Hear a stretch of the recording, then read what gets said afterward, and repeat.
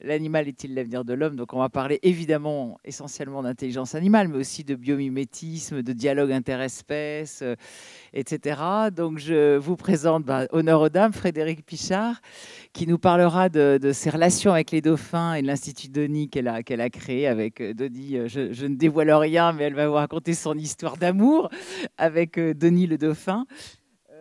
Kyriakos Kaziras, qui est un immense photographe animalier. On a beaucoup de chance qu'il soit là. En plus, il vient d'arriver. Il va vous raconter aussi du pays des ours blancs et il nous parlera évidemment de ce qu'il y a derrière les images qu'il fait et de tout ce lien aussi qu'on tisse forcément avec les animaux quand on les prend en photo. Je pense que ça ne se fait pas comme ça, donc il nous racontera tout ça. Et puis Tariq Çekçak, qui est directeur scientifique et environnement à la Fondation Cousteau, et qui est un grand spécialiste aussi du biomimétisme. Bon, je pense que chacun d'entre vous, enfin, tu nous donneras une définition. Enfin, en gros, le biomimétisme, c'est quand on s'inspire de la nature pour créer des instruments, des outils pour les hommes, et essayer d'améliorer la condition des hommes.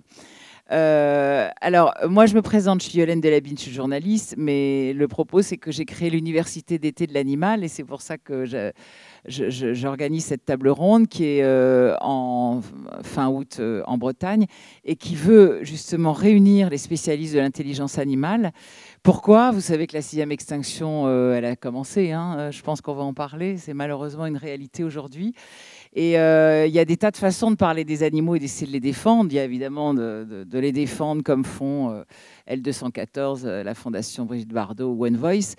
Et puis il y a aussi, enfin en tout cas c'est le propos que moi j'ai choisi, de montrer que l'animal est très intelligent. Et ça c'est quand même très compliqué d'aller manger un cochon quand on sait qu'il est super malin, de maltraiter un chien quand on sait qu'il peut être plus malin que vous dans certains domaines, etc. Donc moi c'est le parti pris que je prends, c'est de montrer que non seulement l'animal est très intelligent, mais qu'il a certaines intelligences que nous avons oubliées avec notre évolution assez formidable. Mais nous sommes des êtres culturels, nous sommes des animaux culturels, des animaux abstraits. L'animal a gardé souvent une intelligence très concrète qui, aujourd'hui, vu les enjeux écologiques extrêmement importants qui nous attendent, sont très importants. Et je pense que les animaux peuvent nous donner certaines leçons et nous aider. D'où l'importance de démontrer ce que beaucoup de gens ne savent pas encore, mais que l'animal est intelligent et que tous les animaux sont intelligents à leur façon. Voilà, ça c'était ma petite introduction. Donc je vais laisser maintenant la parole à Tariq. Alors ce que je vous propose, hein, pour vous expliquer un peu la règle du jeu, chacun de nos 3 invités va faire 15-20 minutes pour un peu expliquer son travail, sa vision des choses. Après, on discutera un petit peu entre nous. Et puis après, bien sûr, il y aura un temps important réservé à vos questions, parce que je suppose que vous aurez des choses à dire. Et j'ai une dernière chose, un petit hommage à Pierre Cernat. Ah oui, pardon. Pardon, excuse-moi. Alors, juste avant de passer à notre formidable marraine, une petite... vous verrez qu'on aura quand même 3 visions très, très différentes et très complémentaires des choses. Le dialogue avec l'animal, l'image de l'animal avec tout ce que ça a comme impact, et puis le biomimétisme et l'étude scientifique et qui nous permet d'apprendre de l'animal. Nous avions normalement Pierre Cernat, qui est un historien, qui nous donnait un autre aspect encore des choses, c'est l'aspect historique qui est très intéressant.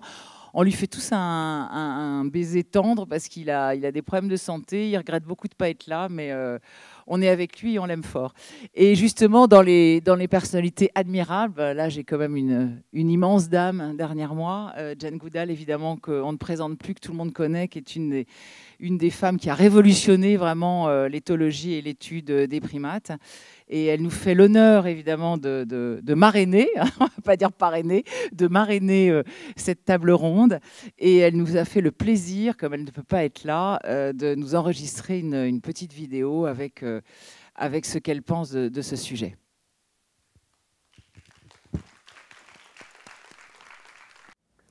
We all learned about the horribly cruel training of chimps in medical research and the horribly cruel training of chimps used for entertainment. And the same is true for other animals, of course. The theme of the festival this year, the link man-animal-nature, led me to accept the invitation to speak. I believe that humans are more aware of the importance of this link today, far more aware than they were when I began my chimpanzee studies in the early 60s. It was generally believed then that there was a difference in kind between humans and the rest of the animal kingdom. Only humans, science said, had personalities, minds capable of problem solving, and emotions. Only humans could use and make tools. However, information about chimpanzee behavior that I observed in the wild, including tool use and tool making, differences between individuals in behavior, problem solving, and clear examples of emotional similarities to ourselves, all of this helped to change our perception of our relationship to them. Studies of biological similarities, such as the fact that we differ in structure of the DNA by only just over 1%, emphasize that we are part of and not separated from the rest of the animal kingdom. Gradually, more and more people understood that we are not, after all, the only sentient and sapient beings on the planet. And by the way, I'd learned this as a child from my dog, Rusty. In 1986, I realized at a major conference of chimpanzee researchers that chimpanzees across Africa were decreasing in numbers as their forests were destroyed and as they were increasingly hunted for food and for the live animal trade. And of course, all the other animals of the forests were also in trouble, as were the forests themselves. When I flew over the tiny 30-square-mile Gombe National Park in 1990, I saw that it was an island of forest surrounded by completely bare hills, more people living there than the land could support, struggling to survive. And yet, when I began, this forest was part of the equatorial forest belt stretching across from East Africa to the West African coast. That's when it hit me that unless we tried to improve the lives of these people, we couldn't even try to save the chimpanzees. And so the Jane Goodall Institute began our Takari Take Care program to improve the lives of the villagers in many ways, restoring fertility to overused farmland, no chemicals used, better health and education facilities, working with the local Tanzanian government authorities, improving the education of girls, setting up microcredit opportunities based on the Grameen Bank, mostly for groups of women. We introduced water management projects and reforestation. Our team was local Tanzanians, not arrogant white people thinking they knew best. Our team listened to the elders, involved them, asked them, what can we do to help you? This program has been so successful that we now work in 52 villages. Everywhere trees have come back, and the villagers who provide volunteers to learn how to use smartphones to record the health of their forests have become our partners in conservation.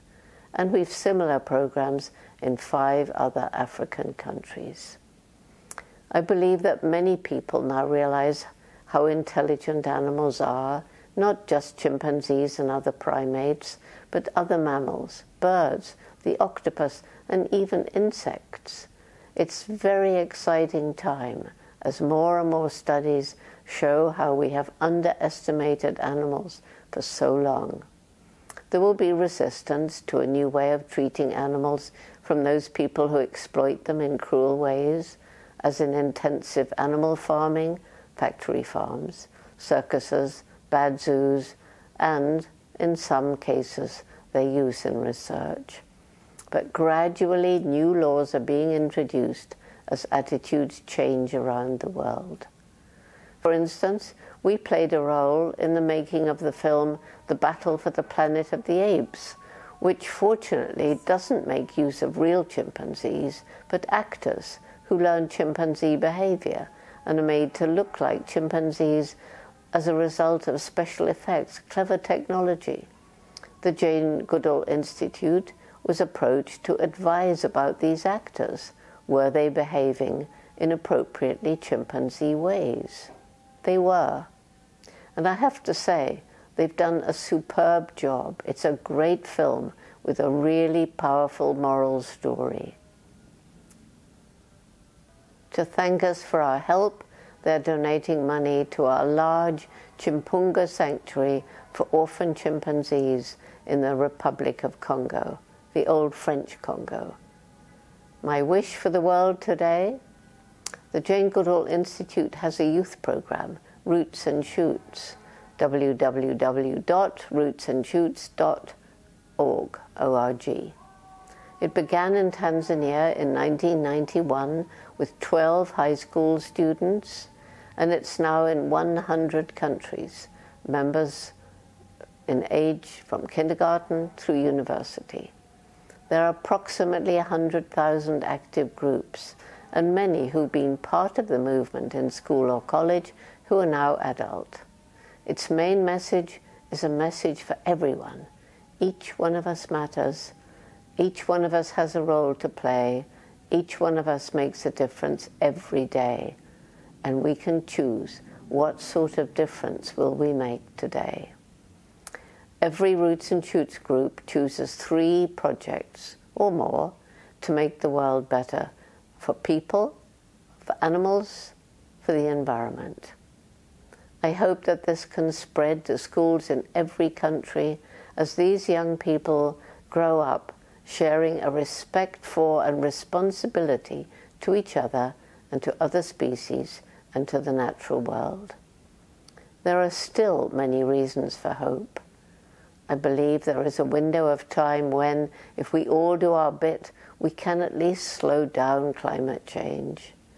We must alleviate poverty and change the unsustainable lifestyles of everyone else. We must learn to do with less. We must cultivate a new mindset. We must ensure that decisions are made using our hearts, love and compassion, as well as our formidable intellect. We must start asking how the little decisions we make each day will influence future generations. We must stop making decisions based on how will this affect me now? How will it affect the next shareholders meeting or my next political campaign? We must abandon our selfish and greedy lifestyles, for we're using up some of our planet's finite natural resources faster than Mother Nature can replenish them. I truly believe that only when head and heart work in harmony can we attain our true human potential. My reasons for hope are firstly the passion and hard work and commitment of young people when they know the problems and are empowered to take action. Secondly, the human brain. We are beginning to come up with innovative solutions that will enable us to live in better harmony with the natural world, technical and in our daily lives. Thirdly, the resilience of nature. The reforestation of the area around Gombe is but one of thousands of similar restoration projects, and animals on the very brink of extinction can be given another chance, and have been given another chance. And then social media can bring people from all around the world together around a single issue in a way never possible before, supporting each other and creating a louder and louder voice. And finally, there is the indomitable human spirit, the people who tackle seemingly impossible problems, never give up, and succeed. But we must get together and act now.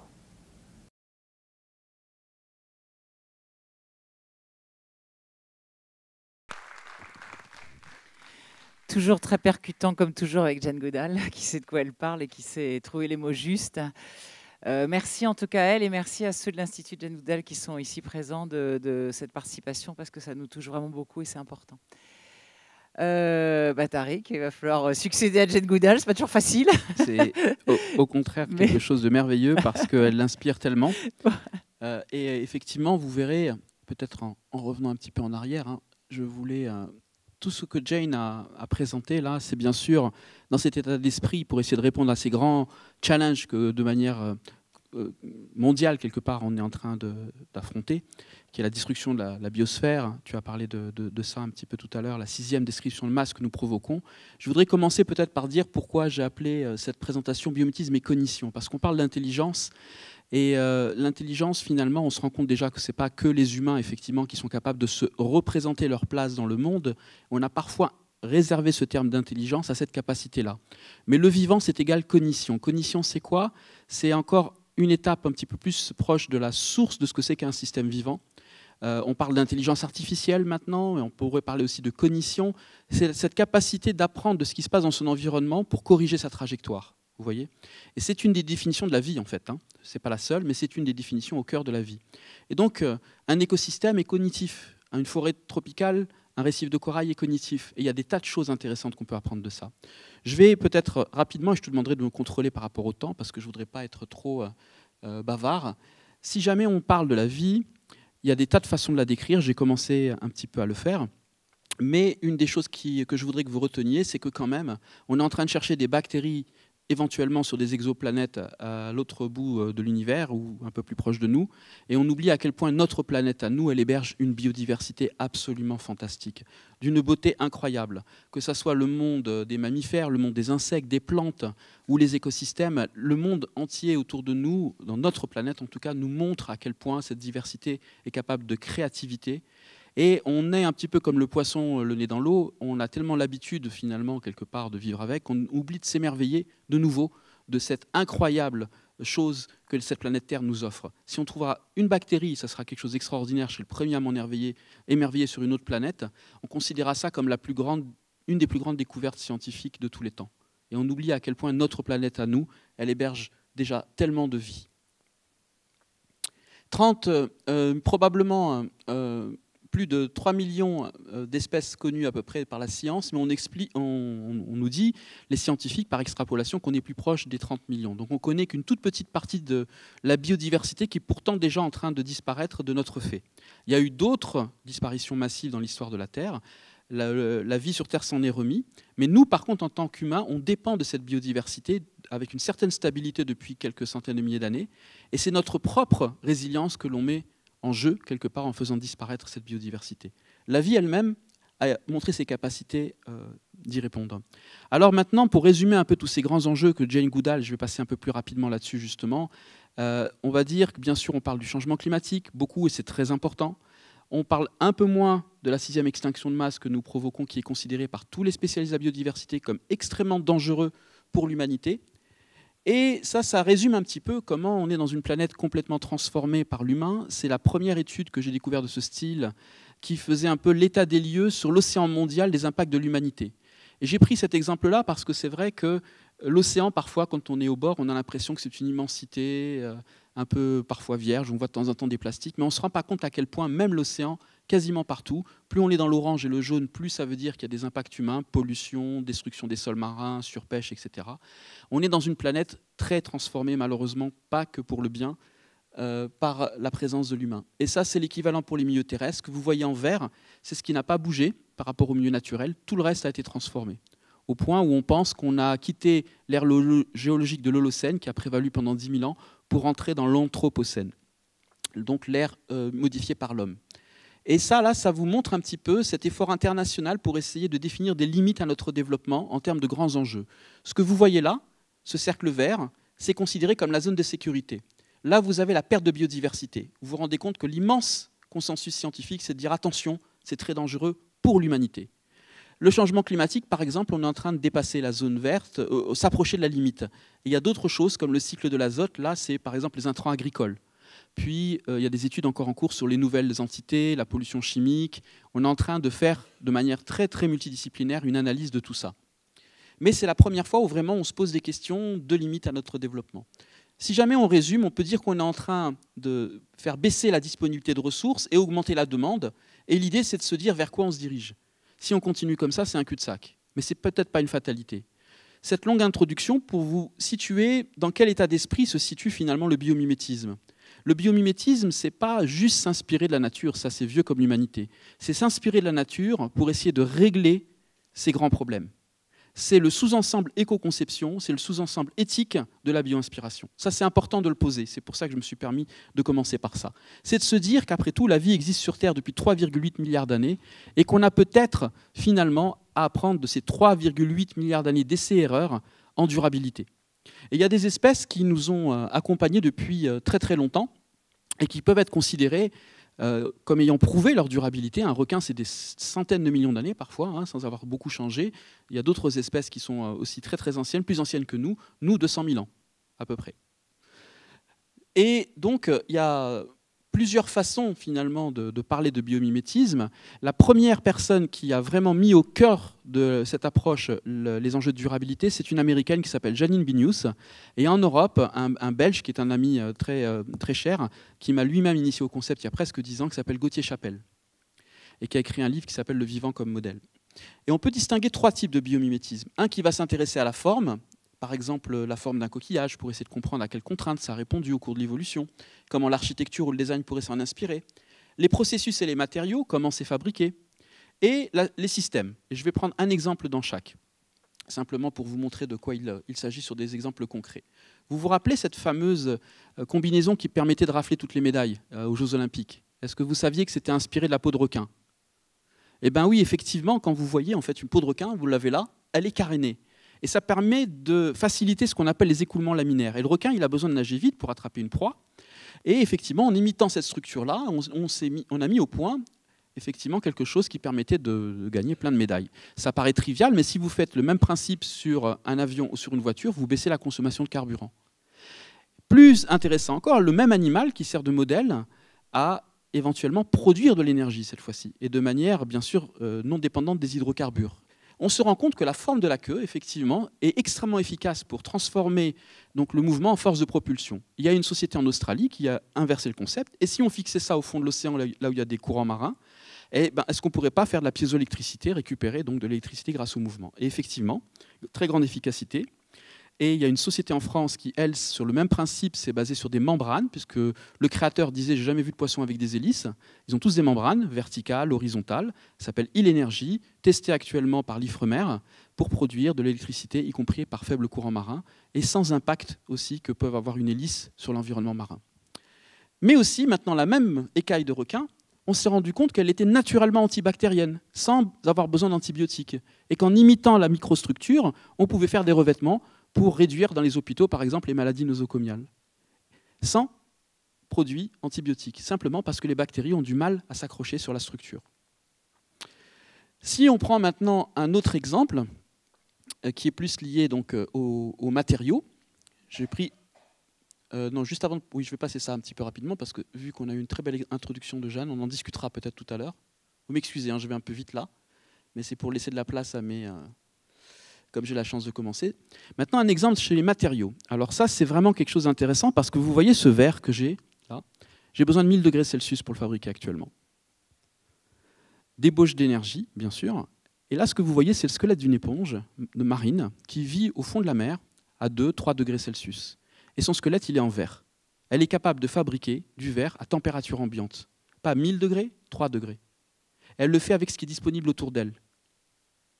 Et ça, c'est un des grands principes du biomimétisme, c'est essayer de voir s'il n'y a pas des grandes recettes qu'on pourrait appliquer comme ça. Fabriquer à pression à température ambiante, plutôt que haute pression, haute température, comme la plupart de l'industrie actuellement. L'eau comme solvant universel. L'eau comme solvant universel. Toutes les cellules du vivant, c'est l'eau, le solvant universel. Nous utilisons des solvants extrêmement intéressants industriellement, mais qui sont toxiques. Utiliser ce qui est abondant plutôt que ce qui est rare. Notre économie est basée sur la rareté, etc. Il y a des grands principes comme ça qui peuvent être un cahier des charges extraordinairement inspirant. Et en France, par exemple, il y a plusieurs équipes qui travaillent sur la synthèse du verre dans l'eau. Et bien, par exemple, ce chercheur du Collège de France le fait, Jacques Livage. Ils ont réussi, en s'inspirant des diatomées. Donc, ce n'est pas juste de l'utopie. Ça peut vraiment, si on s'y donne un cahier des charges tel que le reste du vivant, on peut mériter notre nom d'Homo sapiens sapiens et faire des choses vraiment intelligentes, inspirées du reste des organismes vivants. J'aime bien cet exemple aussi, toujours dans les matériaux, la moule, qui a servi de modèle pour fabriquer une colle qui ne dégage pas de polluants. Parce que la plupart des pièces dans lesquelles on vit, il y a des cols qui dégagent en permanence, et toutes sortes de produits d'ailleurs, des polluants à faible dose, qui finissent par faire des effets en cocktail, perturbateurs endocriniens, etc., etc. Là, ils ont remplacé, en comprenant comment la moule faisait dans sa colle, par des protéines de soja, et ils ont réussi à faire une colle extrêmement efficace pour un contreplaqué marin, mais qui ne dégage pas de polluants. Combien de temps il me reste, s'il te plaît, Yolène, pour être sûr que je ne mange pas trop sur mon La temps. colle, elle va être exploitée par les chirurgiens, j'ai vu en plus. Ça, c'est d'un autre projet, mais c'est la même idée. Tu as 7 minutes 7 minutes, parfait. Maintenant, troisième type de biomimétisme, les systèmes. Là, on va s'intéresser à comment fonctionne justement un écosystème, une forêt, un récif de corail. Et là aussi, on peut apprendre plein de choses.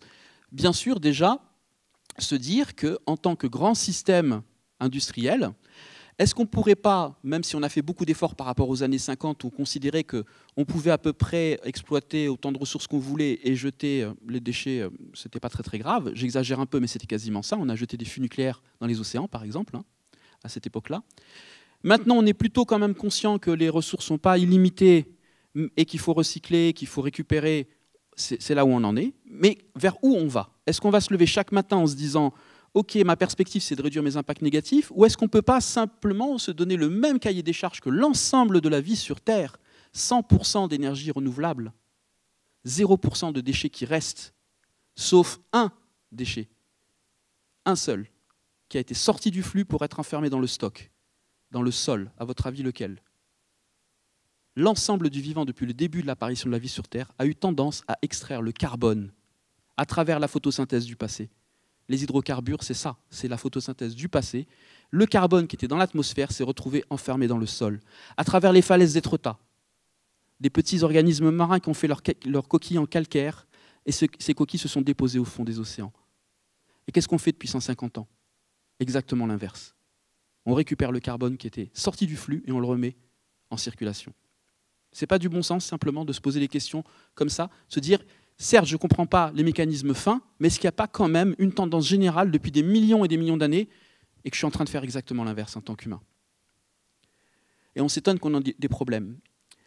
Ça, c'est intéressant de voir, c'est une analyse d'ingénieur qui a essayé de voir quels étaient les processus engagés dans le monde technologique. C'était la fin des années 90, mais maintenant ça a peut-être un peu changé. Et là, c'est le monde vivant. Et qu'est-ce qu'on voit? On voit qu'on a beaucoup plus dans le monde technologique de matière et d'énergie engagée, et finalement assez peu d'informations. Alors que le monde vivant, c'est l'inverse. L'information permet de rendre le système intelligent, capable de s'auto-corriger, capable de s'optimiser. Et ça, c'est porteur d'espoir. Parce qu'on dit, oui, mais ce n'est pas possible, si jamais on commence à faire comme le reste de la nature, on va perdre en création de valeur. Mais pas du tout. On rend notre système beaucoup plus optimal. Et c'est ce qu'a fait la vie. L'ADN, c'est une quantité énorme d'informations.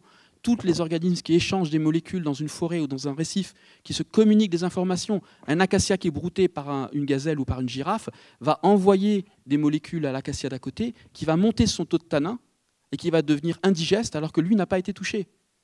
Il y a de la communication à tous les niveaux dans le vivant. Ça touche aussi l'intelligence en essaim. Peu de gens savent que, par exemple, dans nos GPS, il y a ce qu'on appelle l'algorithme des fourmis, basé sur les trajectoires que font les fourmis pour être le plus rapide vers un lieu où il y a une source d'alimentation. Mais il y a aussi des choses qui nous viennent des abeilles. Quand est-ce qu'il faut arrêter d'exploiter un champ où il y a encore du pollen, parce que la distance que je dois parcourir par rapport à ce que je vais en retirer, c'est plus très rentable, ce qu'on appelle le ratio exploration-exploitation. Il y a des tas d'exemples comme ça qui nous viennent déjà du vivant, qui ne sont pas toujours utilisés dans une direction qui vont vers le plus de responsabilité sociale et environnementale. Ça, c'est dommage, parce qu'on peut très bien s'inspirer du vivant pour accélérer aussi des processus délétères. Et c'est là où la philosophie du biomimétisme est importante. Éviter de faire ça. On peut même s'en inspirer pour le management. Dans une forêt, il n'y a pas de boss. Et pourtant, ça fonctionne très bien. Je ne dis pas que c'est forcément ce système-là qu'il faut employer. Par contre, c'est vachement intéressant de comprendre pourquoi un récif de corail ou une forêt va fonctionner alors qu'il n'y a pas d'hiérarchie. Et peut-être aller vers des systèmes plutôt hybrides comme ça, entre l'organique et le pyramidal, sur lequel on repose encore beaucoup de nos jours.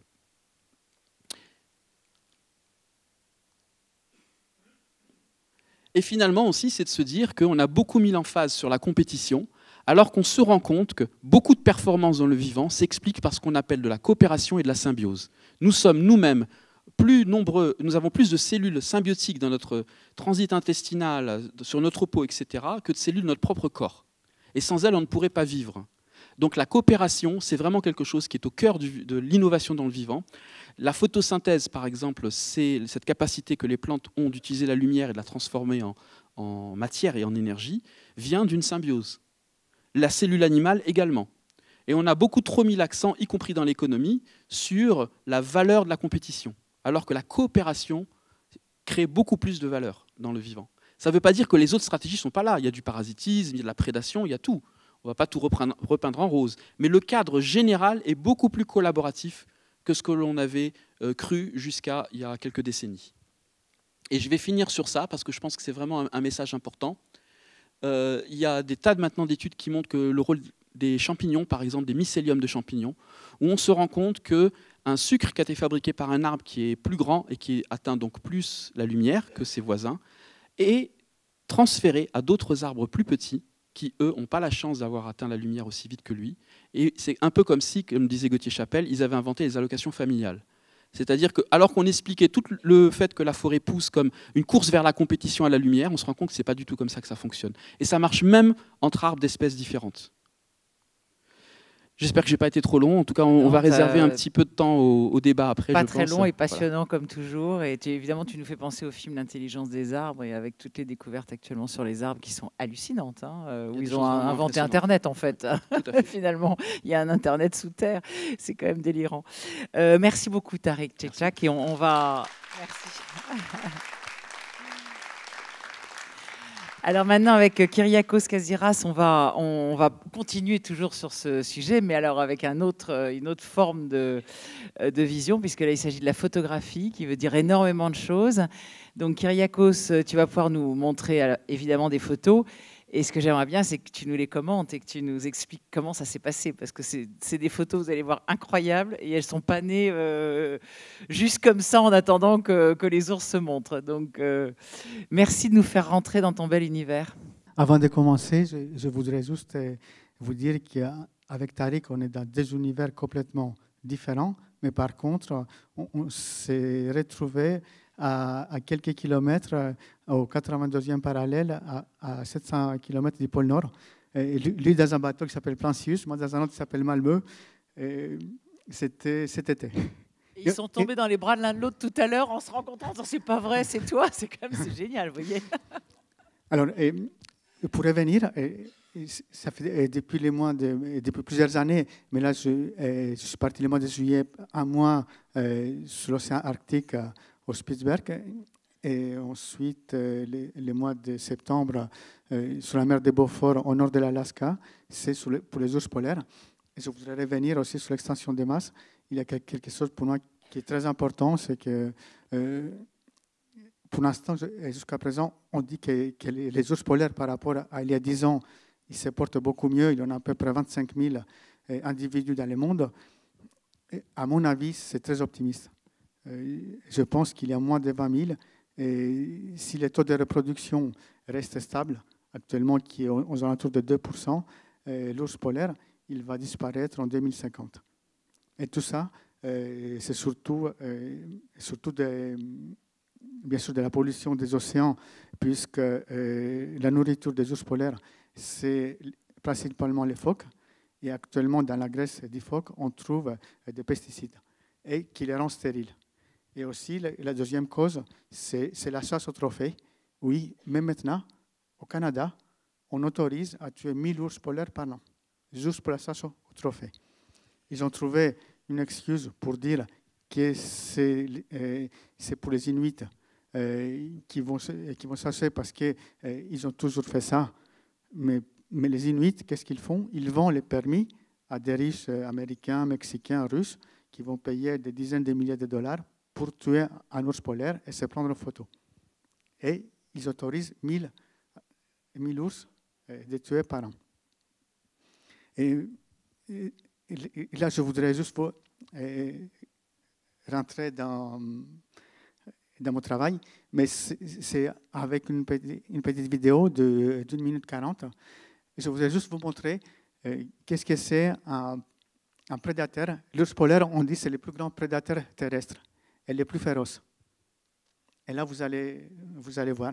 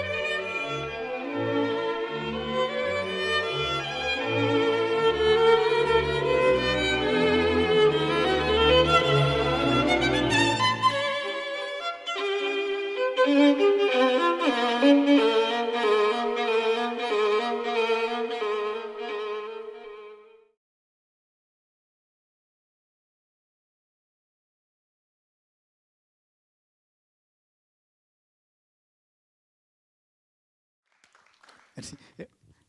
Ça, c'est mon univers, une partie de mon univers les 4 dernières années. Et vous avez vu comment il est féroce. Et là, je peux parler pendant des heures, mais comme on n'a pas beaucoup de temps, je voudrais vous montrer quelques exemples.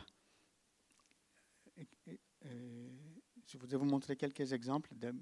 Alors, je ne suis pas scientifique, je ne peux pas vous dire si c'est des...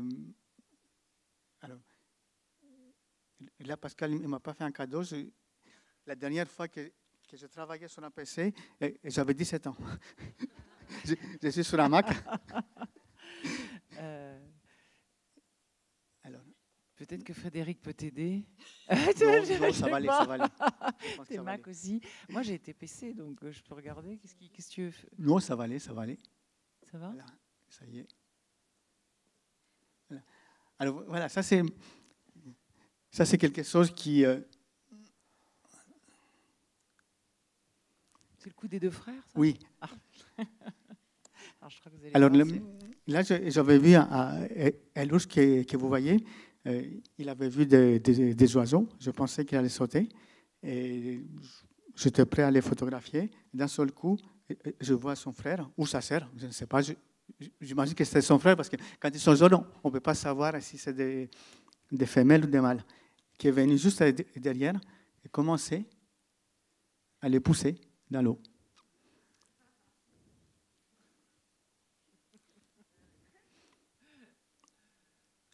Et là, il était content, comme vous voyez. Là, il était vraiment content. Et son frère, lui, par contre, il n'était pas content. Bon, je me suis dit, ça y est, c'est fini. 2 minutes plus tard, je vois les mêmes ours. À 20 mètres plus loin, il s'arrête face à la mer. Et je me dis, mais qu'est-ce qu'il fait? Et d'un seul coup, je me dis, non, le deuxième, il ne va pas venir. Et voici, deuxième fois. Mais là, comme vous voyez, si vous voyez ses jambes, les pattes du premier ours, il était bien ancré au sol. Et il attendait. Et là, le deuxième, on a même l'impression qu'il est en train de sourire. Il rigole d'avance. Voilà. Mais son frère, vous voyez, il attendait. Il était bien ancré. Et cette fois-ci, elle commençait à les pousser. Et là, d'un seul coup, j'étais à peu près à 25 mètres. Il se retourne, il me regarde droit dans les yeux. Je ne sais pas pourquoi. Et là, il revient. et il a commencé à l'engueuler. Et il est parti. Alors, je ne sais pas si c'est de l'intelligence, je ne suis pas un scientifique, mais moi je trouvais quand même extraordinaire de pouvoir qu'un animal puisse réfléchir et qu'est-ce que je peux faire. C'est que comment je peux me venger.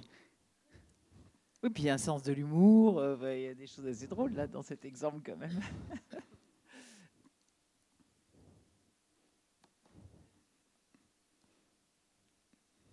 On raconte souvent d'ailleurs, puisque j'ai 2 minutes, que les animaux ont de l'humour. Hein. On nous disait le rire le propre de l'homme, on sait que c'est faux maintenant. Hein. Il y a des chimpanzés qui font des blagues, on a filmé des fous rires de perroquets qui se foutent de la tête de copains et qui sont explosés de rire. Donc l'humour existe aussi. Et là, on vient d'en avoir une belle démonstration des 2 frères, ou frères et sœurs, je ne sais pas. Et là, il est trop mignon, lui. J'étais sur la mer des Beaufort. C'était un ourson. Et ça faisait un mois que j'étais là-bas. Je voyais la même famille presque tous les jours. Et là, c'était la veille de mon départ. Et d'un seul coup, l'ours est venu dans notre barque.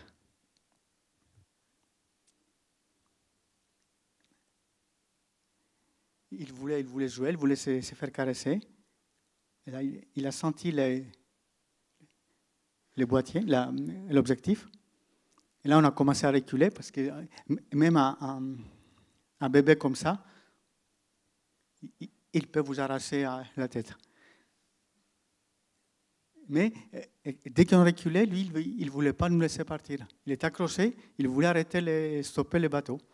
Vous voyez, il était accroché, il ne voulait pas... Alors, je ne sais pas comment on peut qualifier si c'est de l'intelligence, mais pour moi, oui. En fait, il adorait que tu le prennes en photo, quoi. Il était vexé que tu t'en ailles. Non, mais il voulait jouer avec moi. Alors, en principe, je ne touche jamais un animal sauvage. Et pour moi, un animal sauvage doit rester sauvage. Il ne faut pas les nourrir, il ne faut pas les caresser, il ne faut pas jouer avec. On voit beaucoup de gens maintenant, surtout c'est la mode, en Afrique, avec des guépards, où on fait des selfies avec des animaux, ou avec des lions, ou avec des léopards. C'est très mauvais. C'est très mauvais. Il ne faut pas habituer un animal d'être dépendant de l'homme. S'il est dépendant de l'homme, un animal qui commence à être dépendant de l'homme, il va, dans les années qui vont venir, ils vont mourir. Ils ne vont pas pouvoir chercher, ils vont être dépendants. C'est très mauvais. Alors, dans les réseaux sociaux, on voit beaucoup de gens qui font ça, surtout avec les guépards, parce qu'un guépard, il est tellement doux et c'est pas une menace pour l'homme, mais il monte sur les voitures maintenant. On voit de plus en plus. Pourquoi il monte sur les véhicules? C'est parce qu'il veut voir de loin pour chercher. Mais en montant sur le véhicule, il risque de glisser parce que ce n'est pas naturel. Il a des ergots et le capot du véhicule, c'est glissant et il risque de casser un pied et il est mort. Et après, on me pose beaucoup de questions, c'est sur comment on fait pour photographier les ours polaires. Là, je vais vous montrer les coulisses. Je passe des semaines, voire des mois, en contact avec souvent les mêmes familles. Et c'est surtout sur la mer des Beaufort, au nord de l'Alaska. Les ours polaires, ils ont toujours vécu avec des Inuits. Ils connaissent qu'est-ce que c'est un être humain. Au contraire du Spitzberg. Au Spitzberg, il n'y a jamais eu de colonisation humaine. Et du coup, quand un ours voit un homme, c'est une proie. Tandis que sur la mer des Beaufort, il y a eu un échange entre les Inuits et les ours. Et ce n'est pas vraiment une menace. Alors, on peut... Ils n'en ont pas peur, parce que les Inuits les chassent pourtant. Non, plus maintenant. Ah bon, ça c'est une bonne nouvelle au moins qu'il y a un endroit au Canada, oui. D'accord. Mais aux États-Unis, ils ont arrêté la chasse. Ah bon, je croyais que Trump l'avait à nouveau autorisé. Non, ah bon, c'est une fake news alors. Non. Tant mieux. D'accord. On parle surtout des États-Unis, mais les États-Unis sont plus en avance que le Canada. D'accord. Au Canada, ils autorisent de tuer 1000 ours polaires par an. Aux États-Unis, non, sur les bébés phoques, c'est interdit. Toujours les tas de trucs affreux au Canada, ouais. Là, tu nous montres... voilà, vous voyez, ça c'est les ours. Mais bien en face, parce que je pense que les gens t'entendent pas.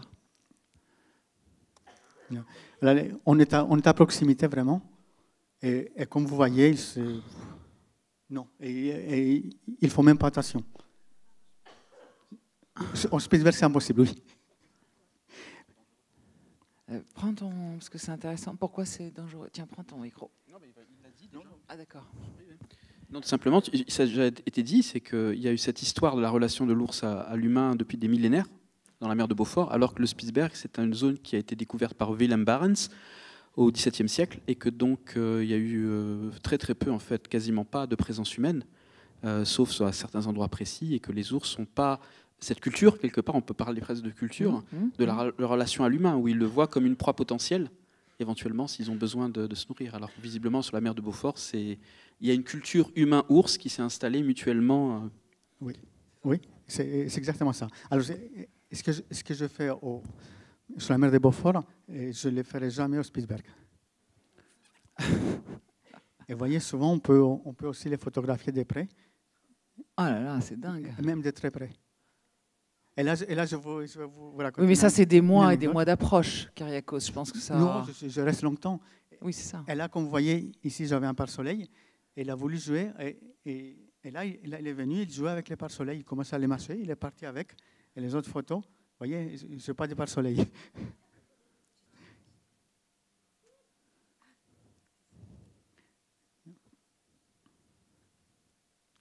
Oui, il peut attraper la main, comme il peut, même si vous avez un chien chez vous, il peut vous manger aussi. Hein.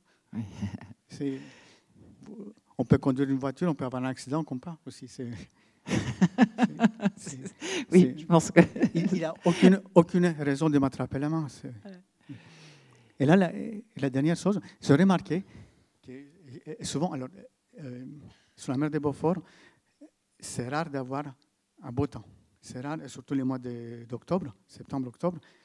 J'ai eu des couchers de lever de soleil, des 5 dernières années, peut-être une dizaine. Et à chaque fois, j'ai remarqué que les ours, dès qu'ils voient le soleil ou la lune, ils les regardent et souvent, ils se dirigent vers le soleil. Je ne sais pas pourquoi. J'ai remarqué ça.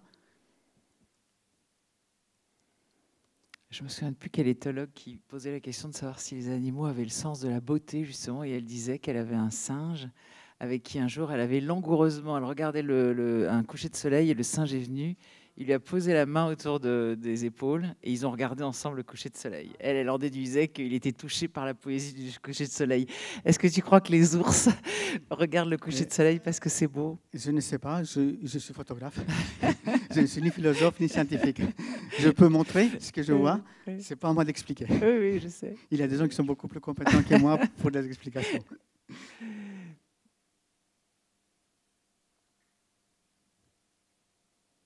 Ouais, magnifique.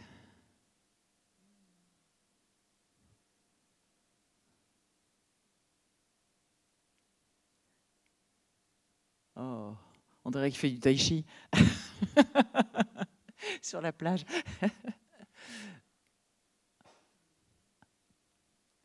C'est magnifique. J'avais vu la Lune 2 fois, en l'espace de 5 ans, et des couchers de lever du soleil une dizaine de fois. Merci Kyriakos, en tout cas, de ces magnifiques images.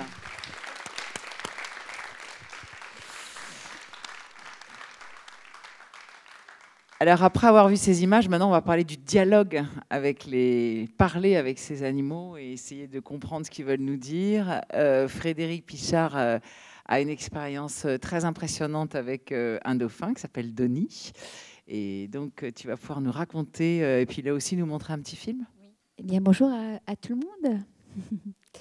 Je suis très touchée par ces belles images qu'on vient de voir.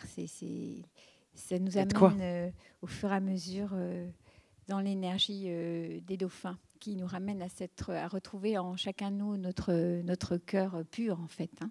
C'est des origines. Donc, je vais vous présenter un petit film qui dure 4 minutes, un extrait. On s'arrêtera, Julien, juste au moment de la vague, parce que j'ai oublié de dire qu'il fallait s'arrêter à un moment donné. Et après, je ferai voir quelques images, pas d'aussi belle qualité que les tiennes, mais pour évoquer la relation homme-animal. Alors, je voulais juste vous inviter à vivre ce moment avec les dauphins comme si c'était vous. Bien sûr, c'est mon image qu'on aperçoit avec ce dauphin, mais le but, c'est pas de se mettre en valeur, c'est juste de montrer un exemple d'une relation vécue dans lequel les dauphins, le règne animal, les baleines, les éléphants, plein d'animaux, ambassadeurs, nous invitent à entrer. Et j'évoquerai un petit peu la relation homme-animal dans le sens de l'animal sauvage qui vient à nous. Donc c'est une autre relation que l'animal en captivité. Là, c'est l'animal qui choisit de venir nous rencontrer. Voilà. On reviendra au printemps prochain avec une compagne et un beau manteau noir et blanc.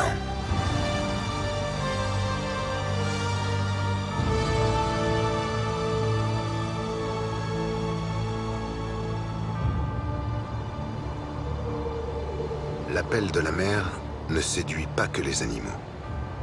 Des hommes et des femmes ressentent cette même attirance inexplicable pour le monde des profondeurs. Et c'est le cas de Frédérique Pichard. Depuis plus de 20 ans, elle a noué une relation d'amitié avec un dauphin ambassadeur. On appelle les ambassadeurs ces dauphins qui choisissent de quitter leur groupe et de se rapprocher du monde des hommes. Quelques individus vont ainsi de port en port. Ils semblent vouloir tisser des liens avec nous.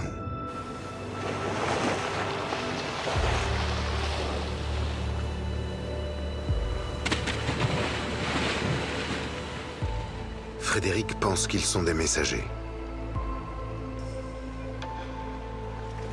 Chaque année, à la fin de l'été, elle donne rendez-vous à l'un d'entre eux, Donnie. Aujourd'hui, elle a décidé d'emmener sa fille avec elle. Adélie n'a pas plongé avec Donnie depuis l'âge de 12 ans.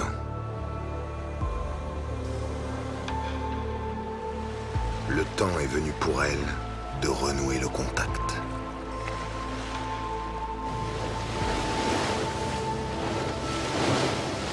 Le lieu de rendez-vous avec Donnie varie d'une année sur l'autre.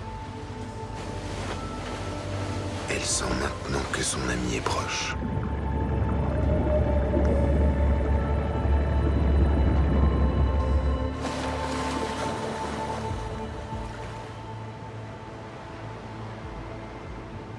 Il est là.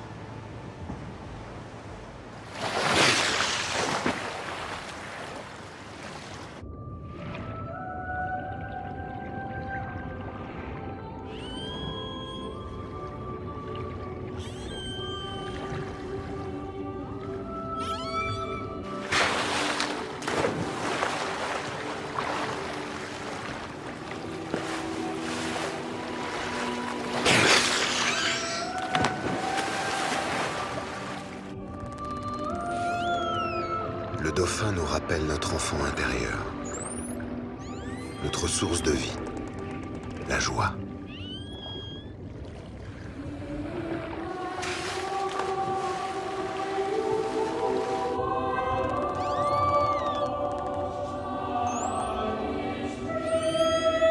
Elle dit que l'on peut se fondre dans l'esprit du dauphin, mi-endormi, mi-éveillé.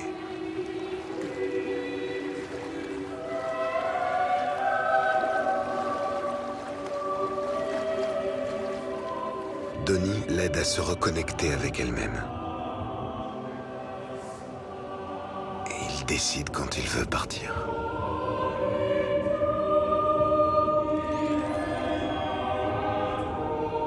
Pour retrouver les siens.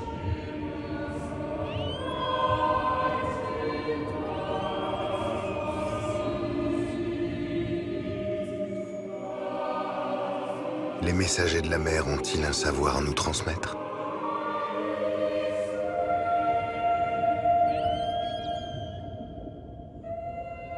peut-être l'apprendrons-nous dans l'avenir, quand Donnie reviendra. Je vais essayer de synthétiser en 5 minutes. Les messages, c'est en fait déjà que nous sommes tous des enfants de l'eau.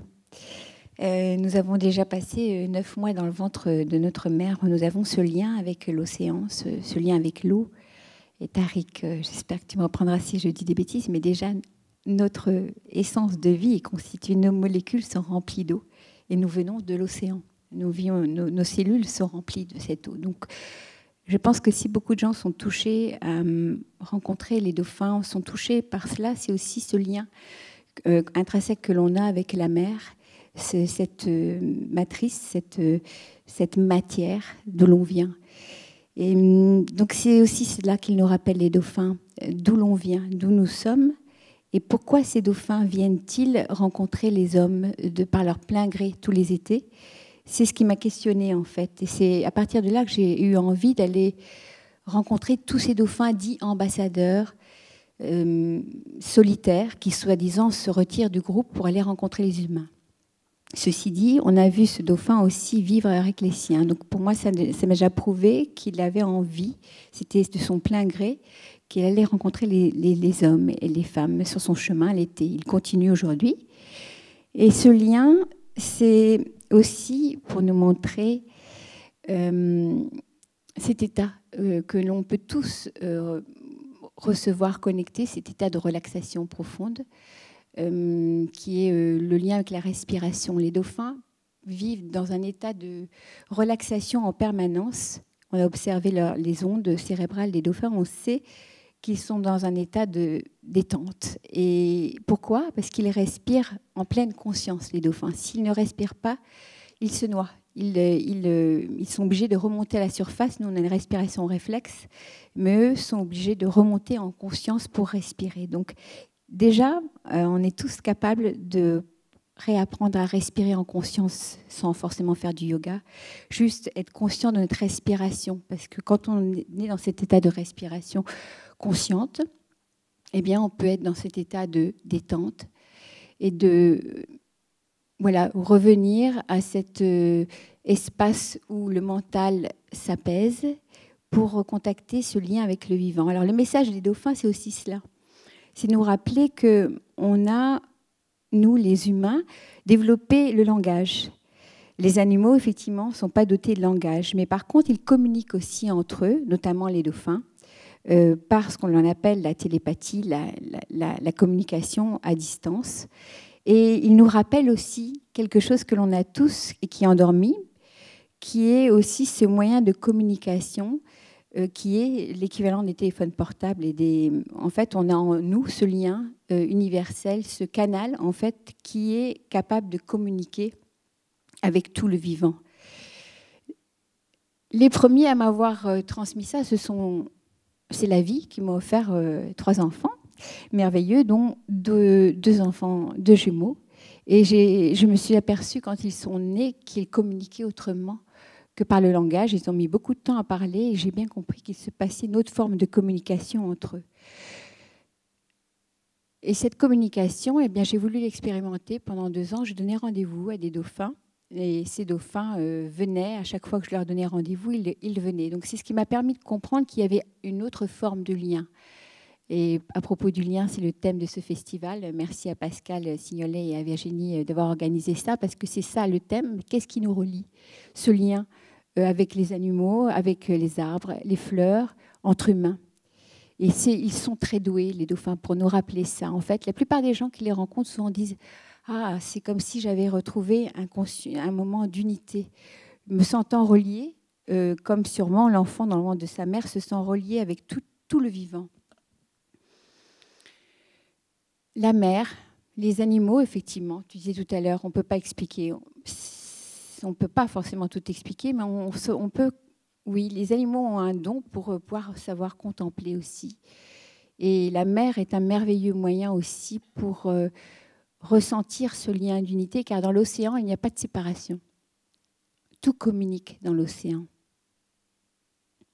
Je vous présente Fungi, qui est un ambassadeur aussi, très connu, qui a été filmé du monde entier, qui vit en Irlande, et que Donnie est allé rencontrer. Ce dauphin que vous avez vu tout à l'heure est allé le rencontrer, comme si ces dauphins se disaient des choses. C'est la poésie, hein, on ne peut pas prouver ce qu'ils se sont dit, mais en tout cas, ils se sont rencontrés tous les deux.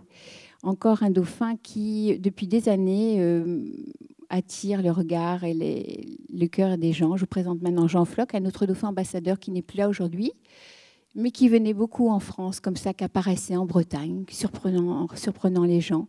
Un dauphin très rebelle. Ça, c'est Dusty.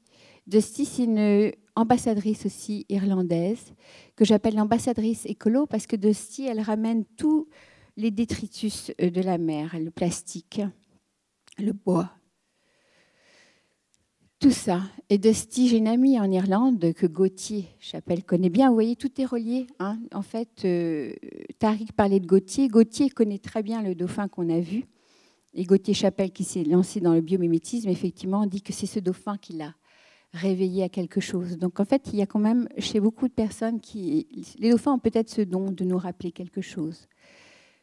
Mais tous les animaux sont sacrés.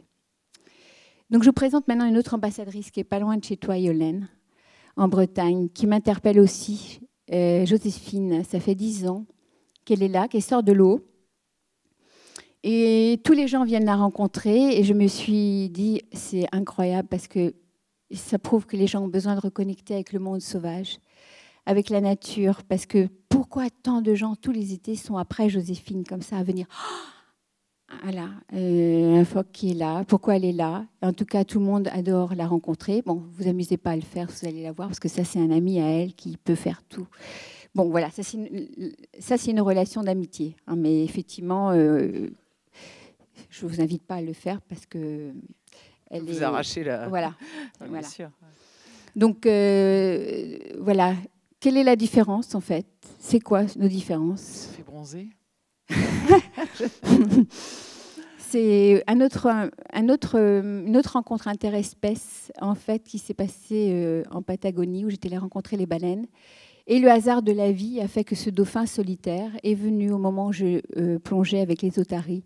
Donc j'ai montré cette petite diapositive parce que je voulais dire à une période où en fait on veut tout contrôler, tout organiser, tout contrôler dans la nature. Même aussi contrôler nos rencontres amoureuses avec les sites Internet et tout ça. Je me dis, si on laissait un petit peu de magie dans la vie, à laisser la vie, l'intelligence de vie, organiser aussi les choses d'elle-même, parce qu'il y a une véritable intelligence qui est là et qui nous émerveille et nous surprend, parce que voilà, il fallait que je rencontre ce dauphin. Ça, ce sont aussi les baleines. Pourquoi viennent-elles en Californie, comme ça, en fait, rencontrer durant l'hiver, les estivants qui viennent avec leurs bateaux. Elles ne sont pas obligées, elles se rapprochent des bateaux, elles amènent leurs petits, elles offrent même leurs petits, alors que d'habitude, dans la nature, en fait, les mamans sont très protectrices, notamment les dauphines, souvent. Elles amènent comme une offrande, une confiance en nous, une confiance en l'homme. Voilà, pourquoi tous ces êtres-là viennent-ils nous rencontrer ? Ça, c'est le regard, on n'aura pas le temps aujourd'hui, d'un éléphant que j'ai rencontré aussi extraordinaire, qui nous interpelle. Nous, les humains, sachant que les éléphants souffrent beaucoup, mais ils ont encore la grande sagesse d'avoir beaucoup d'amour à notre égard. Et c'est quoi ce lien? Ça, c'est Donnie qui est venu pour le livre. Il fallait faire des jolies photos. Donc, vous voyez, en conscience, il faisait exprès de s'immobiliser, il participe à tout ça. Et ce lien... Eh bien, pourquoi tant de personnes viennent aussi tous les étés rencontrer éventuellement un dauphin? Pourquoi ces dauphins-là nous interpellent? Pourquoi toute cette foule qui vient? Qu'est-ce que les gens, à votre avis, de quoi les gens ont-ils besoin? De ce lien. Et ce lien, je vais terminer, Yolène. C'est ce lien, vous voyez, cette jeune fille Adrienne que j'emmène, des fois je pars en voyage, j'emmène les gens rencontrer les dauphins. Et cet été, il y avait Adrienne qui, d'emblée, a pris la main d'une personne qui était là et qui était en peine, qui était en tristesse. Eh bien, Adrienne, elle n'a pas l'intelligence dite intellectuelle que l'on peut avoir. Je ne vais pas faire le lien d'Adrienne avec un animal, mais je trouve qu'il est beau dans le sens où, en fait, qu'est-ce que l'intelligence?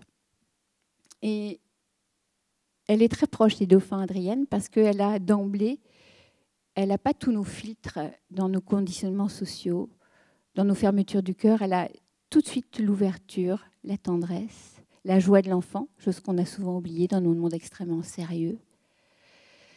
Avec les enfants qui sont touchés toujours par les dauphins. Pourquoi les dauphins et les enfants sont-ils très reliés? Avec la joie. Et j'ai envie de dire, je donnerai ma réponse à moi, c'est le règne animal nous invite aussi à nous, entre humains, à retrouver ce sens de l'unité, de l'intelligence, de coopération. On parlait tout à l'heure de la coopération, c'est Tariq qui évoquait cela très très bien. Et effectivement, eux ont su développer, et bien d'autres animaux ont su développer effectivement ce lien de l'intelligence de coopération collective. Et je pense qu'il nous invite, dans nos sociétés où tout est très séparé, où chacun est très en souffrance, enfin c'est quand même souvent essentiellement la souffrance qui réunit les mots de l'humanité, enfin c'est le mot de l'humanité, c'est de retrouver effectivement cette intelligence du lien, de la coopération et interespèce, ce lien universel en fait avec tout qui nous relie, qu'il n'a plus la séparation. Et je vous présente cette orque qui est venue nous voir cet été.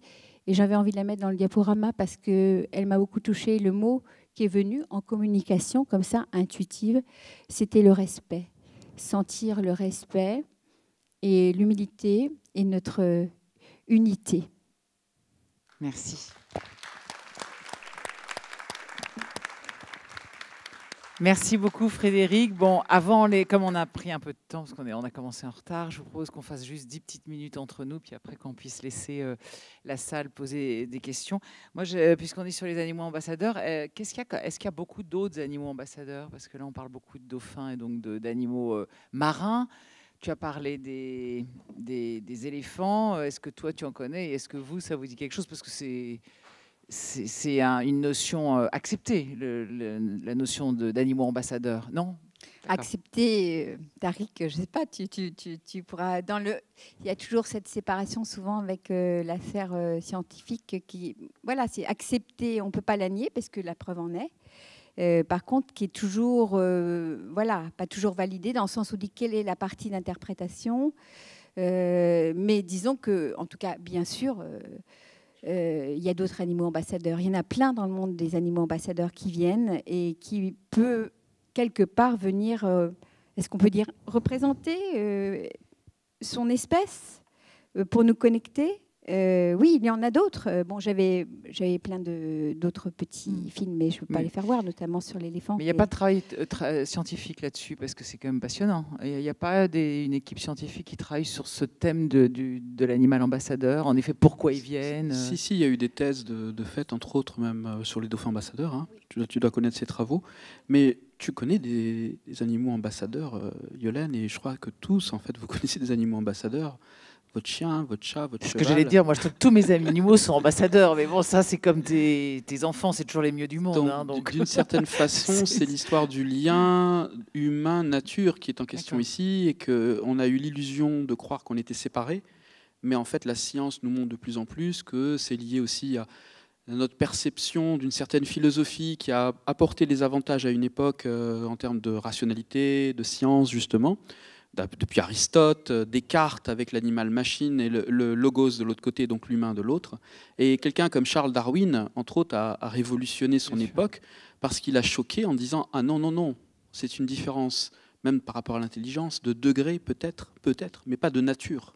Il n'y a pas la nature d'un côté, l'humain de l'autre. » C'était une des raisons pour lesquelles il a été très critiqué à son époque, parce qu'il remettait l'humain dans l'arbre du vivant, et non pas hors.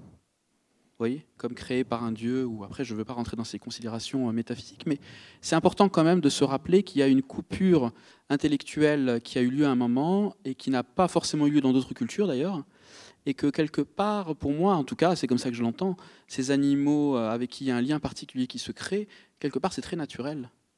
Et oui, mais là, ils viennent te voir, ils prennent des risques, parce que des dauphins maltraités, malheureusement, il y en a plein. Hein.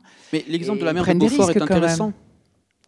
L'exemple de la mer de Beaufort est intéressant, c'est-à-dire qu'il y a une histoire de culture interspécifique aussi qui prend en compte le fait que, par exemple, en Antarctique, les animaux n'ont pas peur de l'humain, parce qu'ils n'ont pas eu de relation violente avec l'humain Oui, mais Donc, enfin, il y a- l'Adonie, il habite en France, il est souvent dans la baie de Saint-Brieuc, de Brest. Et on voit bien, il est lacéré de partout. Enfin, il a été attaqué, ce dauphin. Il prend des risques en venant voir des hommes, quand même, parce que, en général, l'homme est quand même un prédateur terrible. Donc, c'est ça qui est dingue, c'est pourquoi il prend des risques en venant vous voir. C'est quand même une question hallucinante. Ça t'est déjà arrivé, Kyriakos, de voir des animaux que tu pouvais te dire, tiens, c'est peut-être un animal ambassadeur, j'ai l'impression qu'il veut me dire des choses? Alors, j'ai ressenti À part les ours qui veulent te faire des blagues et te les montrer. Non, je passe pratiquement 6 à 7 mois par an entre l'Afrique et l'Arctique. Jusqu'à présent, je n'ai jamais eu le plaisir ou la chance de rencontrer entre guillemets, un animal ambassadeur. J'ai rencontré beaucoup d'animaux qui sont venus parce qu'ils étaient curieux. Après, il y a une tolérance, une habitude, une curiosité. Il a eu un échange, parce que souvent, dans mes portraits, avant de déclencher, avant de faire une photo, j'observe l'animal et on se regarde. Et à un moment, j'ai l'impression qu'il y a l'âme de l'animal qui sort par ses yeux. C'est là que je déclenche. Il y a un échange entre les regards, mais c'est rare de voir les mêmes animaux, sauf en Afrique où ce sont des animaux territoriaux entre les guépards, les lions et les léopards, où on peut les revoir. Les ours polaires, c'est uniquement sur la mer de Beaufort, parce que je suis dans un village inuit, et ils ont l'habitude des ours d'aller avant d'aller sur la banquise, ils font cette halte dans ces villages. De temps en temps, je vois des familles que j'ai déjà vues, parce qu'il y a souvent des femelles avec des petits, parce que les mâles ils sont très farouches, ils ont peur. Ils partent loin des êtres humains. Souvent, ce sont des femelles avec des petits. Et elle vient à l'été, elle vient avec les petits à côté des êtres humains. C'est surtout parce que, je pense, c'est pas parce qu'ils veulent, ils cherchent le contact des êtres humains, mais les mâles, comme ils ont peur des êtres humains, ils ne vont pas venir embêter leurs petits. Mais malheureusement, je n'ai pas eu votre chance de rencontrer d'animaux. Une chose que je veux dire par rapport à ta remarque de tout à l'heure par rapport à la science, etc., c'est que je dois vraiment dire que j'ai rencontré vraiment quelques personnes comme toi qui ont quelque chose que visiblement je n'ai pas réussi à développer et donc qui ne me permettrait pas de juger du tout quel type d'échange, de lien, la qualité de l'information que tu reçois. Effectivement, moi, je suis dans une relation qui est peut-être moins intuitive et je trouve extraordinairement fascinant d'écouter des témoignages comme cela, puisque ça ouvre une autre perspective que nous, scientifiques, pour le moment, on a du mal à explorer parce que ça nous inquiète un petit peu de sortir d'un rationalisme extrêmement, comment dire, solide en apparence, mais qui est en fait une forme de fermeture à d'autres possibles. Il y a une question que je vous poserai bien tous les trois. On dit beaucoup qu'avec la 6e extinction, on voit déjà des animaux qui réagissent d'une manière incroyable. Moi, j'ai 2-3 exemples en tête. Est-ce que vous avez remarqué ça, chacun à votre façon, d'un point de vue scientifique, d'un point de vue toi, dans les photos? Est-ce que vous avez déjà remarqué qu'il y a eu des animaux qui ont changé d'attitude pour s'adapter et pour sauver leur peau, finalement? Oui, je vois des ours polaires qui, en principe, leur nourriture principale, c'est les phoques. Mais avec le réchauffement climatique, les glaces se forment de plus en plus tard et ils mangent beaucoup plus d'oiseaux. Ils commencent à avoir une habitude maintenant d'aller chercher des oiseaux. C'est des oiseaux marins. Et ça, c'est vraiment, j'ai remarqué plusieurs fois. Après, je ne sais pas si c'est partout pareil, mais sur la mer de Beaufort, j'ai vu ça. Tariq, tu as des... Il y a des tas d'exemples, en fait, Oui. y compris d'ailleurs assez amusants, sans aller jusque dans l'Arctique, où effectivement, moi aussi, j'ai vu des changements de comportement d'ours au fur et à mesure des années, avec le changement climatique, entre autres, et l'arrivée de plus en plus tôt sur la Terre, puisque la mauvaise saison pour les ours, c'est l'été, en fait. Ils se sentent bien sur la banquise. Ursus maritimus, c'est l'ours marin, et dès qu'en fait la banquise fond, ils se retrouvent à terre, ils peuvent moins chasser les phoques. Pour eux, c'est la mauvaise saison, quelque part.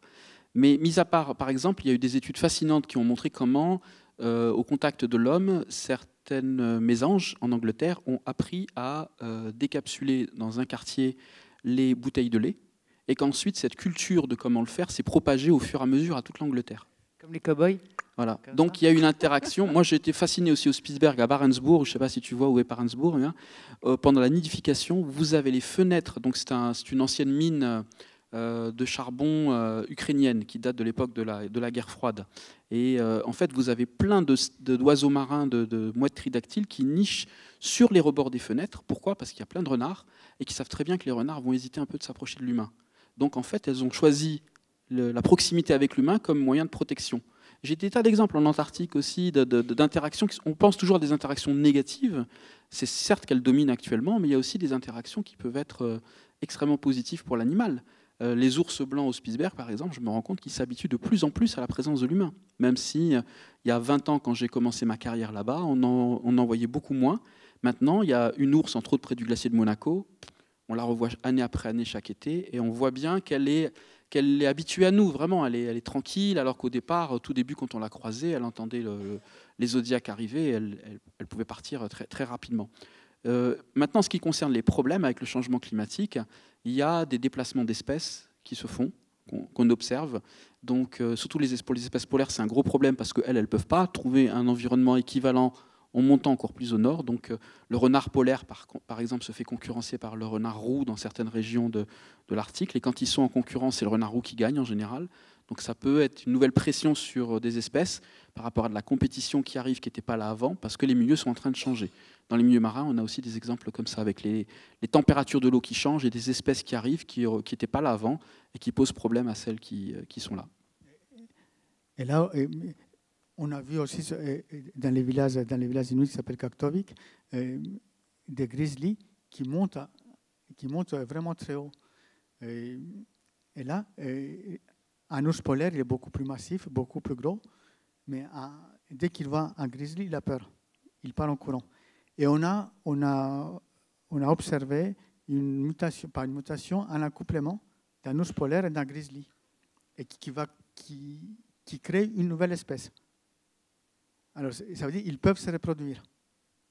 Et peut-être l'avenir pour la sauvegarde de l'ours polaire, c'est le croisement avec les grizzlies. Après, je ne sais pas si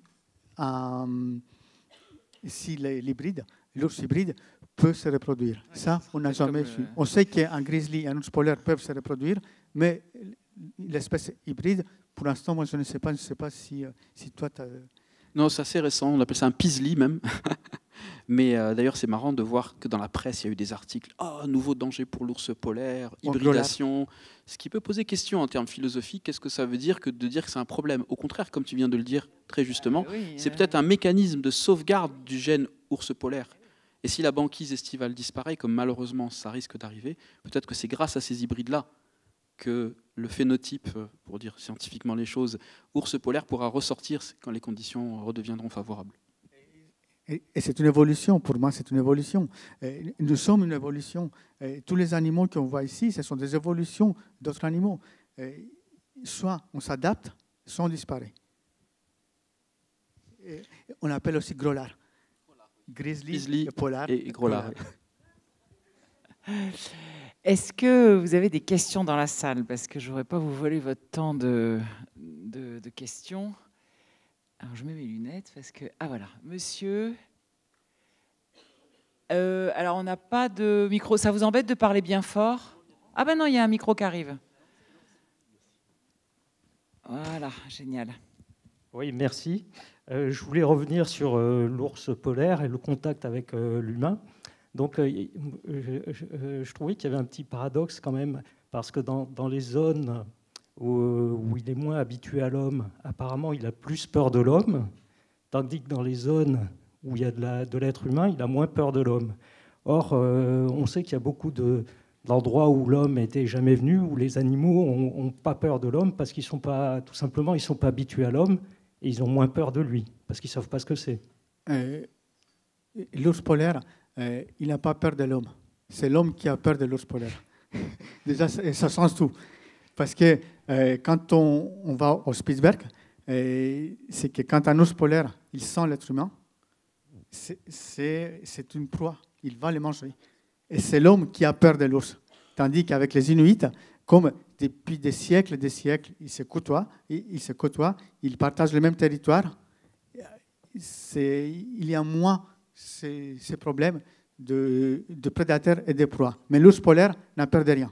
D'accord, ok. Non, je croyais qu'il fuyait quand il voyait. Non, au contraire. On peut voir un ours polaire à 1 kilomètre. Dès qu'il sent un être humain, tout doucement, il commence à arriver. Ok, merci. Par rapport, donc c'est pour Madame Pichard, les rendez-vous avec le dauphin ambassadeur ou les dauphins ambassadeurs.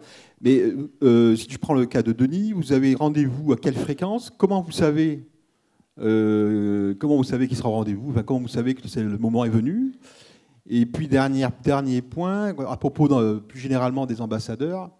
Là, on parle d'animaux ambassadeurs avec l'être humain, mais pourquoi pas avec d'autres espèces? Pourquoi n'aurait-il pas, je ne sais pas, baleine, dauphin, ours, je ne sais quel chamois, bon bref. Parce que là, on est un peu égocentré. Bonne question, c'est vrai. Est-ce qu'il y a vous avez raison. Alors, les rendez-vous, pour répondre à la première question. Les rendez-vous, maintenant, ça fait, dans le film, il dit 20 ans, mais ce n'est pas 20 ans, ça fait 14 ans. J'ai rencontré Denis en 2004. Donc, au début, pendant 2 ans, à chaque vacances scolaires, je donnais rendez-vous. Alors, comment vous expliquer? En fait, la communication intuitive, c'est comme ça. En fait, on visualise un lieu. Voilà, je pense que chacun de nous dans la salle est capable d'imaginer un endroit où il aime aller. Donc, on a une photographie du lieu et on donne l'image de ce lieu. Et une date, alors à ce jour, de façon scientifique. Et puis, de toute façon, je crois qu'à un moment donné, il faut qu'on lâche aussi la volonté de toujours tout vouloir complètement expliquer, parce qu'il y a des choses, je pense, franchement, qui sont de l'ordre du mystère, et c'est chouette aussi qu'on en garde un peu quelque chose de mystérieux. Mais en tout cas, c'est la vérité. Ma fille, d'ailleurs, elle est là dans la salle. Elle était toute petite, elle était souvent avec moi. Je pourrais dire que 95% du temps, en fait, quand je donnais rendez-vous à ce dauphin, il était là aux dates. C'est ce qui a permis de faire 3 films quand même pour la télévision. Avec à chaque fois 12 personnes qui viennent. C'est un gros stress pour moi parce que vous connaissez aussi les pressions financières qu'on a aujourd'hui pour faire un film. Et puis eux, ils ne comprennent pas qu'un animal, on n'est pas avec la BBC en Angleterre où ils prennent 1 an pour faire un film. Nous, il nous faut, en 3 jours, il faut que le dauphin, tout soit fait. Donc en fait, comment vous expliquer? Je donne le lieu, l'habitude où on a l'habitude de se retrouver, mais des fois, j'essaie d'autres endroits. Des fois, ça marche, des fois, ça ne marche pas. Et ce qui m'a permis de vérifier qu'il recevait bien les informations. Donc, c'était envoyant. Et en plus, des fois, j'ai imaginé que c'était moi qui donnais rendez-vous. Et en fait, c'était plutôt une sorte d'intuition où je sentais que je devais y aller. Ce qui m'a permis une fois d'y aller. Ma fille était toute petite, ça allait très mal. Je suis partie en pleine nuit. Et je suis arrivée en Bretagne et Denis était dans une mare de sang. Et donc, en fait, il était blessé. Donc, j'avais ressenti. C'est ça que j'essayais. Je ne sais pas, bon, c'est très court, notre temps de parole. C'est difficile de faire comprendre cela. Mais je pense que chacun de nous, dans cette salle, peut ressentir qu'il a un lien avec les gens qu'il aime. Et que ce lien, il n'y a pas besoin d'être jumeau ou d'être un dauphin qui sait pratiquer ce lien de façon naturelle tout le temps. Nous l'avons tous entre nous. C'est le lien du cœur, le lien de la sensation. Et donc, en fait, je pense aussi, pour aller plus loin, que c'est aussi la joie à l'idée de le retrouver qu'il ressentait. Je pense qu'on émet avec notre énergie. Il faut rentrer dans le monde de la vibration. Des ondes qui voyagent. Aujourd'hui, la physique quantique, à un moment donné, va prouver tout ce lien invisible qui nous relie dans l'univers. Et on pourra expliquer peut-être un jour comment fonctionne la télépathie ou ce lien qui nous relie les uns aux autres. Mais voilà, aujourd'hui, je ne vois plus Denis que 2 fois par an ou 1 fois par an, parce que de toute façon, le lien, il est tellement présent, omniprésent, que je n'ai plus ce besoin physique d'aller toujours voir ce dauphin, parce que je sens que j'ai ce lien avec lui. Voilà. Mais je pense que c'est un message universel, hein. C'est un message d'unité, en fait. Et puis la 3e chose, pour répondre à votre question, le lien en fait interespèce, j'ai fait voir rapidement une image entre ce dauphin justement, qui était là à le jouer avec des otaries. Bon, ça c'était un hasard, c'était une découverte. Je ne savais pas qu'eux interagissaient ensemble. Et bien sûr, je ne peux parler que de ce que j'ai exploré. Je n'ai pas eu d'autres occasions de rencontrer d'autres espèces animales qui se côtoient ensemble. Je suis certaine qu'il y en a des milliers, enfin des centaines peut-être, j'en sais rien. Mais en tout cas, ça existe et c'est justement ça aussi. C'est peut-être le règne animal a cette intelligence de l'ouverture et n'est pas toujours sur un système de défense de territoire. Quand Frédéric parle de la vibration, on fait beaucoup de travail justement sur notamment la façon de parler des baleines qui sont que des vibrations. On commence à découvrir des tas de choses. Alors, j'ai pas une bonne nouvelle, c'est qu'on va être obligé d'arrêter tout de suite parce qu'en fait, il y a c'est un peu trompé dans les horaires. Bref, faut vider la salle maintenant. Par contre, du coup, Tariq Tchitchak et Frédéric Pichard ont participé à ce livre qui a été donc un livre qui est les conférences qu'il y avait à l'université d'été de l'animal, où justement on parle aussi de Pierre Lavagne et de tout son travail sur les baleines. Donc, ce que je vous propose, c'est qu'on se retrouve dehors, qu'on puisse continuer de discuter si vous avez des questions. Et puis ceux que ça intéresse d'acheter ce livre et de le faire dédicacer, de profiter de les avoir tous les deux, parce que je peux dire que c'est pas facile de les avoir, surtout ensemble. Ils sont chacun par bons et par veaux, donc c'est beaucoup de chance.